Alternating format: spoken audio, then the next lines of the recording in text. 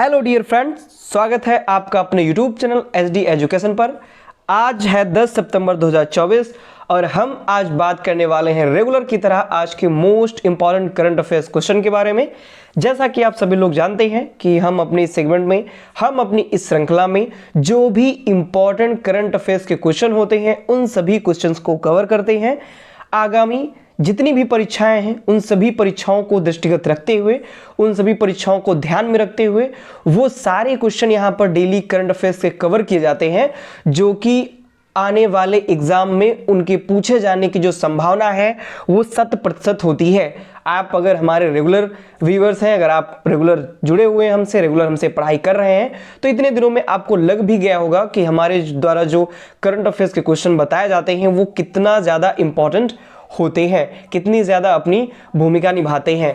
अगर इसके लिए सबसे पहले क्या करना होगा, अगर आप वीडियो पर पहली बार आए हैं तो प्लीज़ वीडियो को लाइक कीजिए, अपने दोस्तों के साथ वीडियो को अधिक से अधिक शेयर कीजिए और हमारे चैनल को सब्सक्राइब कीजिए तथा वीडियो शुरू से लेकर लास्ट तक जरूर देखिए, तभी आपको फुल बेनिफिट मिल पाएगा। तो चलिए शुरू करते हैं अपने पहले प्रश्न के साथ। आज का हमारा सबसे पहला प्रश्न है, असम सरकार द्वारा किस दिन को सूटिया दिवस के रूप में मनाया और उत्सव किया जाएगा। यानी कि असम राज्य सरकार ने घोषित किया है कि एक दिन घोषित किया है कि उस दिन को सूटिया दिवस के रूप में मनाया जाएगा।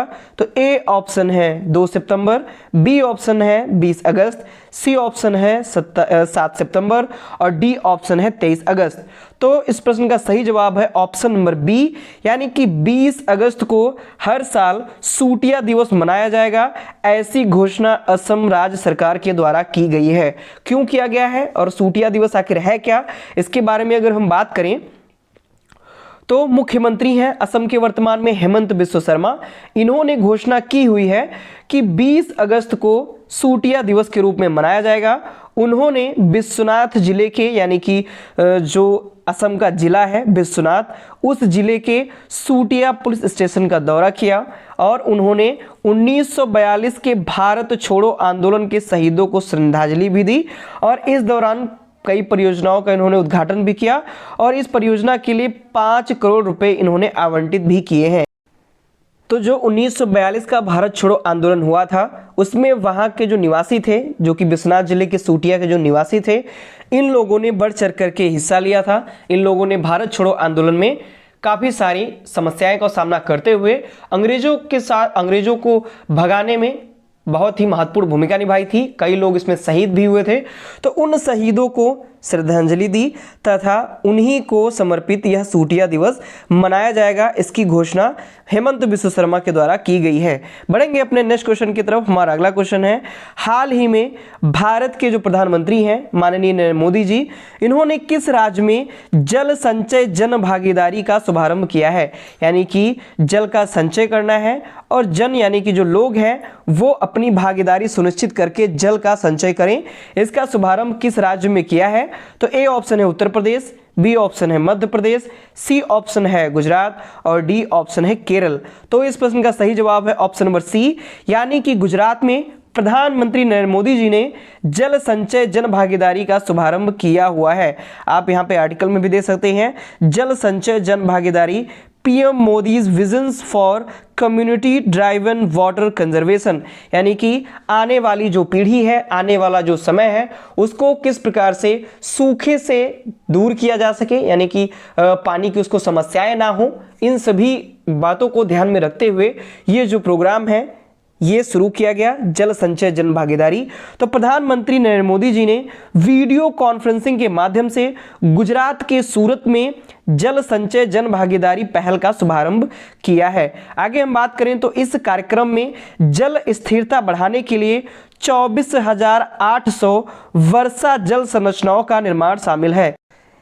यानी कि इस कार्यक्रम में जल की स्थिरता को बढ़ाने के लिए 24,800 ऐसी संरचनाओं का निर्माण किया जाएगा जिसमें वर्षा जल जो है उसका संचय या उसको इकट्ठा किया जा सके। उन्होंने पानी की कमी की समस्याओं को हल करने के लिए नई तकनीकों को अपनाने का आह्वान किया है। यानी कि पानी की जो समस्याएं हैं, आप कई सारे ऐसे राज्य भी देखते होंगे जहां पर अधिक गर्मी जब पड़ती है तो उस टाइम पे पानी की क्या समस्या रहती है, ये सभी आप लोग न्यूज़पेपर में देखते ही होंगे। तो इन समस्याओं को हल करने के लिए क्या कुछ हम नई तकनीकी को अपना सकते हैं, इसको पानी की समस्या को दूर कर सकते हैं, इसके लिए भी इन्होंने बात की हुई है। बढ़ेंगे अपने नेक्स्ट क्वेश्चन की तरफ। हमारा अगला क्वेश्चन है, किस मंत्रालय ने हाल ही में vision next web portal launch किया? Vision next web portal launch किया है किस मंत्रालय ने? ए ऑप्शन है कपड़ा मंत्रालय, बी ऑप्शन है गृह मंत्रालय, सी ऑप्शन है रेल मंत्रालय और डी ऑप्शन है बाल विकास मंत्रालय। तो इस प्रश्न का सही जवाब है ऑप्शन नंबर ए, यानी कि कपड़ा मंत्रालय ने हाल ही में vision next web portal launch किया है। आगे अगर हम बात करें तो केंद्रीय कपड़ा मंत्रालय ने भारत को वैश्विक फैशन नेता बनाने के लिए vision next web portal launch किया है, यानी कि कैसे भारत को ग्लोबली फैशन के रूप में बाहर निकाला जाए, कैसे फैशन के तौर पर भारत की पहचान बनाई जा सके पूरे वर्ल्ड लेवल पे। इसके लिए केंद्रीय कपड़ा मंत्रालय ने vision next web portal launch किया है। यह जो पोर्टल है यह रियल टाइम भारतीय विशिष्ट फैशन ट्रेंड अंतर्दृष्टि प्रदान करता है, यानी कि भारत में जो विशिष्ट फैशन ट्रेंड है, यानी कि जो कुछ भी फैशन में ट्रेंड में चल रहा है उन सब के बारे में अंतर्दृष्टि प्रदान करता है, उन सब के बारे में सूचनाएं या जानकारियां प्रदान करता है। बात करें इसे 5 सितंबर 2024 को नई दिल्ली में केंद्रीय मंत्री गिरिराज सिंह के द्वारा लॉन्च किया गया था। यानी कि अगर पूछा जाए किसके द्वारा लॉन्च किया गया तो केंद्रीय मंत्री गिरिराज सिंह हैं, इनके द्वारा लॉन्च किया गया। कब? 5 सितंबर 2024 को। कहां पर लॉन्च किया गया? तो नई दिल्ली में लॉन्च किया गया। क्वेश्चन एक आंसर अनेक, या कह सकते हैं एक क्वेश्चन से कई सारे क्वेश्चन यहां पर निकल करके सामने आ सकते हैं और यहां से पूछे जाने की पूरी संभावना भी बन रही है। बढ़ते हैं अपने नेक्स्ट क्वेश्चन की तरफ। हमारा अगला क्वेश्चन है, हाल ही में अभ्यास तरंग शक्ति 2024 का दूसरा चरण कहां शुरू हुआ? यानी कि अभ्यास तरंग शक्ति जो है इसका दूसरा चरण भी हाल ही में शुरू किया गया है। तो इसका दूसरा चरण कहां पर शुरू हुआ? तो ए ऑप्शन है जोधपुर, बी ऑप्शन है जयपुर, सी ऑप्शन है लखनऊ और डी ऑप्शन है कैथल। तो इस प्रश्न का सही जवाब है ऑप्शन नंबर ए, यानी कि जोधपुर में अभ्यास तरंग शक्ति 2024 का दूसरा संस्करण शुरू हुआ। यह एक बहुराष्ट्रीय सैन्य अभ्यास है, क्योंकि इसमें बहुत सारे जो देश हैं वो शामिल होते हैं, बहुत सारे देश की जो सेनाएं होती हैं वो शामिल होती हैं। तो अगर हम बात करें तो तरंग शक्ति का जो दूसरा फेज है वो जोधपुर में आयोजित किया जा रहा है। जोधपुर में तरंग शक्ति 2024 ये बहुराष्ट्रीय हवाई अभ्यास है। इस हवाई अभ्यास में भारत सहित 7 देश, जिसमें Japan, America, Australia, Greece, UAE, Hungary की वायुसेना का जो दल है ये सभी हिस्सा ले रहे हैं। यानी कि भारत सहित इसमें टोटल 7 देश शामिल हैं। बात करें तो तेजस, सुखोई 30, MKI के साथ लुफ्टवाफे जर्मन एयरफोर्स और स्पेनिश एयरफोर्स की यूरोफाइटर टाइफून एक्सरसाइज करेंगे। यानी कि ये जो फाइटर जेट हैं ये सभी इस अभ्यास में देखने को मिलेंगे, जिनमें से इंपॉर्टेंट हैं तेजस, सुखोई 30, MKI। ये सभी काफ़ी ज़्यादा इंपॉर्टेंट है क्योंकि भारतीय हैं और इनको देखने की यहाँ पर देखा जा सकता है, ये यहाँ पर इस अभ्यास में ये हिस्सा ले रहे हैं। अदर बात करें तो जर्मन एयरफोर्स और स्पेनिश एयरफोर्स के यूरोफाइटर टाइफून एक्सरसाइज भी करने वाले हैं। अगले प्रश्न की तरफ बढ़ते हैं। तो हमारा नेक्स्ट क्वेश्चन है, हाल ही में कौन सी राज्य सरकार IT और ITS हब में 33,500 करोड़ रुपए का निवेश करेगी? तो ए ऑप्शन है हिमाचल प्रदेश, बी ऑप्शन है उत्तर प्रदेश, सी ऑप्शन है असम और डी ऑप्शन है हरियाणा। तो इस प्रश्न का सही जवाब है ऑप्शन नंबर बी, यानी कि उत्तर प्रदेश राज्य सरकार ने IT और ITS हब में 33,500 करोड़ रुपए निवेश करने का इन्होंने फैसला लिया हुआ है। आगे अगर हम बात करें तो उत्तर प्रदेश सरकार अगले 5 वर्षों में सूचना प्रौद्योगिकी और IT सक्षम सेवाओं क्षेत्रों में वृद्धि को बढ़ावा देने के लिए लगभग 33,500 करोड़ रुपए का महत्वपूर्ण निवेश करने जा रही है। इंपॉर्टेंट क्वेश्चन है, IT को बढ़ावा देने के लिए IT इंडस्ट्रीज जो होती हैं, IT सक्षम सेवाएं जो होती हैं, इन क्षेत्रों में वृद्धि करने के लिए लगभग 33,500 करोड़ रुपए का ये निवेश उत्तर प्रदेश सरकार के द्वारा किया जा रहा है। बात करें इस योजना का जो लक्ष्य है वो 5 प्रमुख शहरों, जिनमें नोएडा, लखनऊ, कानपुर, वाराणसी और प्रयागराज यानी कि इलाहाबाद में प्रौद्योगिकी केंद्र स्थापित करके इस क्षेत्रों में 10 गुना वृद्धि करना है। यानी कि ये जो 5 प्रमुख शहर चुने गए हैं, इन शहरों में प्रौद्योगिकी केंद्र विकसित किए जाएंगे। मतलब इस जो निवेश किया गया है उसके तहत 33,500 करोड़ रुपए का जो निवेश किया गया है उसके तहत नोएडा, लखनऊ, कानपुर, वाराणसी और प्रयागराज या फिर कह सकते हैं इलाहाबाद, इन शहरों में 5 प्रमुख शहरों में प्रौद्योगिकी केंद्र विकसित किए जाएंगे। बढ़ेंगे अपने नेक्स्ट क्वेश्चन की तरफ। हमारा अगला क्वेश्चन है, हाल ही में किस देश ने भारत से पर्यटन को बढ़ावा देने के लिए नई योजना की घोषणा की हुई है? तो ए ऑप्शन है सिंगापुर, बी ऑप्शन है दक्षिण अफ्रीका, सी ऑप्शन है जापान और डी ऑप्शन है वियतनाम। तो इस प्रश्न का सही जवाब है ऑप्शन नंबर बी, यानी कि दक्षिण अफ्रीका ने दक्षिण अफ्रीका देश ने भारत से पर्यटन को बढ़ावा देने के लिए नई योजना की घोषणा की हुई है। यानी कि भारत से और दक्षिण अफ्रीका से जो पर्यटन है इनको मजबूत किया जा सके, पर्यटन को बढ़ावा दिया जा सके, इसके लिए एक नई योजना की घोषणा की गई है। आगे अगर हम बात करें तो दक्षिण अफ्रीका ने भारत से पर्यटन को बढ़ावा देने के लिए नई योजना की घोषणा की है। जनवरी 2025 से लागू होने वाली यह जो योजना है, यह योजना वीजा प्रणाली में सुधार करेगी और पर्यटन क्षेत्र में रोजगार सृजन को भी बढ़ावा देगी। यानी कि पर्यटन क्षेत्र में रोजगार कैसे सृजित किए जा सकते हैं इसमें भी बढ़ावा दिया जाएगा। और यह जो योजना है ये वीजा प्रणाली, यानी कि जो आप किसी भी देश में जाते हैं तो वीजा बनवाते हैं तो उस वीजा प्रणाली में भी सुधार करेगी। बात करें तो TTOS ये योजना का नाम है, जो योजना लागू की जाएगी भारत और दक्षिण अफ्रीका के मध्य पर्यटन को बढ़ाने के लिए, उसका नाम है TTOS।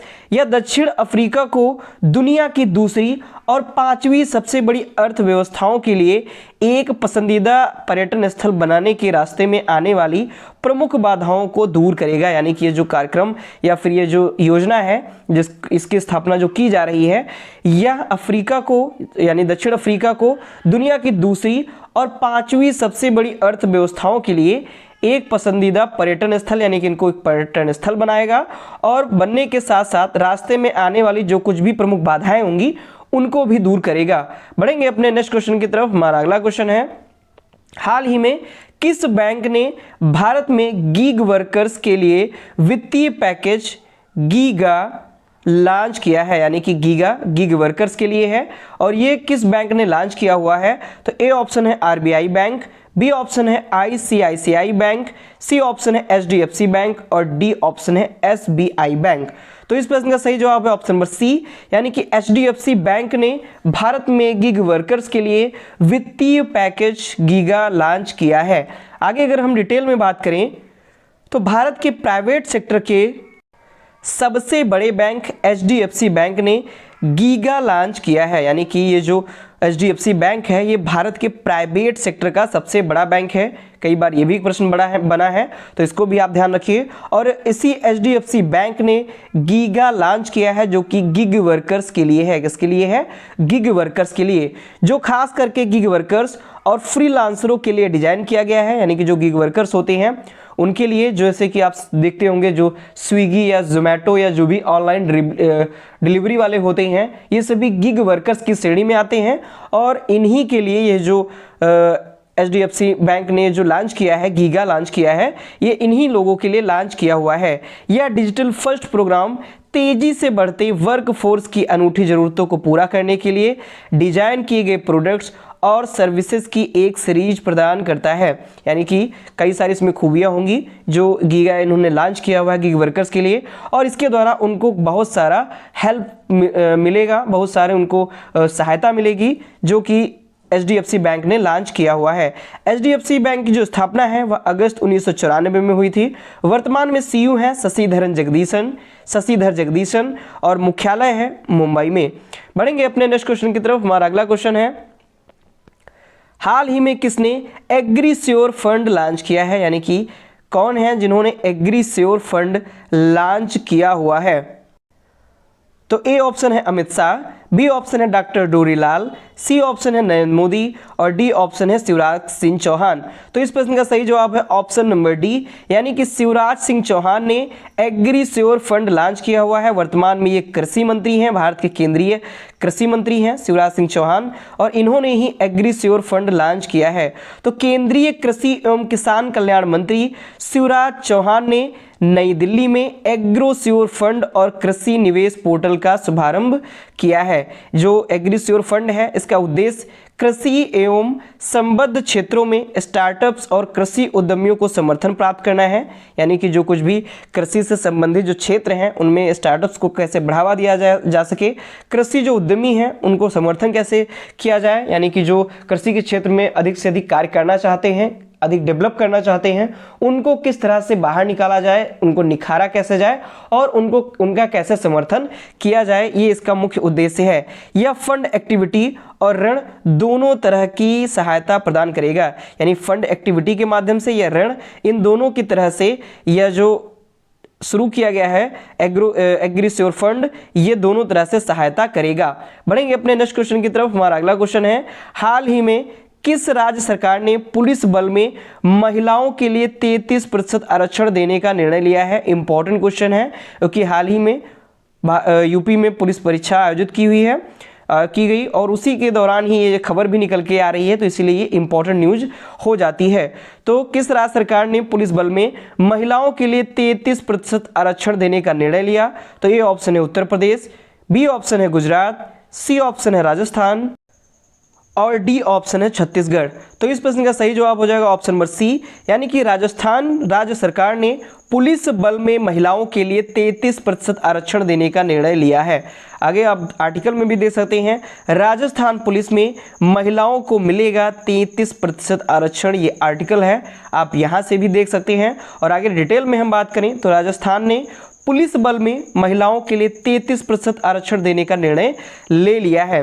राजस्थान सरकार ने राज्य पुलिस अधीनस्थ सेवा नियम 1989 में संशोधन करने का निर्णय लेकर पुलिस बल में महिलाओं के लिए 33% आरक्षण देने का निर्णय कर लिया है, यानी कि अब महिलाओं को राजस्थान में पुलिस भर्ती के लिए 33% आरक्षण प्रदान किया जाएगा। बढ़ेंगे अपने नेक्स्ट और लास्ट क्वेश्चन की तरफ। हमारा अगला क्वेश्चन है, हाल ही में किस देश द्वारा FOCAC यानी फोकैक भी कह सकती हैं, तो FOCAC शिखर सम्मेलन आयोजित किया गया? तो ए ऑप्शन है चीन, बी ऑप्शन है USA, सी ऑप्शन है भारत और डी ऑप्शन है रूस। तो इस प्रश्न का सही जवाब है ऑप्शन नंबर ए, यानी कि चीन द्वारा FOCAC शिखर सम्मेलन आयोजित किया गया। आप यहाँ पे देख भी सकते हैं कि हाल ही में चीन द्वारा FOCAC शिखर सम्मेलन आयोजित किया गया। चीनी राष्ट्रपति जो शी जिनपिंग हैं, चीनी राष्ट्रपति हैं, ये भी इंपॉर्टेंट है क्योंकि हाल ही में इनकी भी नियुक्ति हुई है। हालांकि नियुक्ति क्या हुई है, ये रीअपॉइंट हुए हैं, क्योंकि इससे पहले भी ये चीन के राष्ट्रपति ही थे और उसके बाद पुनः अभी जब इलेक्शन हुए तो उसमें एक बार फिर इन्होंने जीता और फिर से ये चीन के राष्ट्रपति बन गए हैं। तो चीन के राष्ट्रपति शी जिनपिंग ने बीजिंग में चीन अफ्रीका सहयोग मंच के 9वें संस्करण में अफ्रीकी देशों को 51 अरब डॉलर धनराशि देने का वचन दिया है। आगे हम बात करें तो चीन पूरे महाद्वीप में 30 बुनियादी ढांचा परियोजनाओं का समर्थन भी करेगा, यानी जो चीन है ये पूरे महाद्वीप में 30 बुनियादी जो ढांचे हैं उन परियोजनाओं का समर्थन भी करेगा। और इसके साथ साथ चीन के द्वारा ही FOCAC शिखर सम्मेलन आयोजित किया गया। चीनी राष्ट्रपति जो शी जिनपिंग हैं, इन्होंने बीजिंग में चीन अफ्रीका सहयोग मंच के 9वें संस्करण में अफ्रीकी देशों को 51 अरब डॉलर की धनराशि देने का वचन भी दे दिया है। तो अगर बात करें FOCAC, तो इसे चीन अफ्रीका सहयोग मंच के नाम से भी जाना जाता है। तो ये थे आज के हमारे मोस्ट इंपॉर्टेंट करंट अफेयर्स के क्वेश्चन। अगर आपको क्वेश्चन पसंद आते हैं तो प्लीज़ वीडियो को लाइक जरूर कीजिए। हम देखते हैं कि आप वीडियो तो देख लेते हैं लेकिन वीडियो को लाइक नहीं करते हैं, आप शेयर नहीं करते हैं। आपके लिए ही कई सारे कंटेंट तैयार किए जाते हैं, बहुत ही मेहनत के साथ क्वेश्चन तैयार किए जाते हैं। करंट तो तैयार ही होता है, साथ साथ जीके भी आपका कवर होता चलता है। तो इसके लिए आपको एक ही वीडियो में दोनों बेनिफिट मिल जाता है, एक तो करंट अफेयर्स का, दूसरा जीके का। तो इसके लिए आप अपना सपोर्ट भी बनाए रखिए, वीडियो को अधिक से अधिक शेयर कीजिए अपने दोस्तों को और वीडियो को लाइक भी कीजिए तथा हमारे चैनल को सब्सक्राइब भी कीजिए ताकि आने वाली कोई भी वीडियो हो वो आप तक तुरंत पहुंच सके। तो अगर आपको क्वेश्चन पसंद आते हैं तो प्लीज़ वीडियो लाइक जरूर कीजिए। धन्यवाद।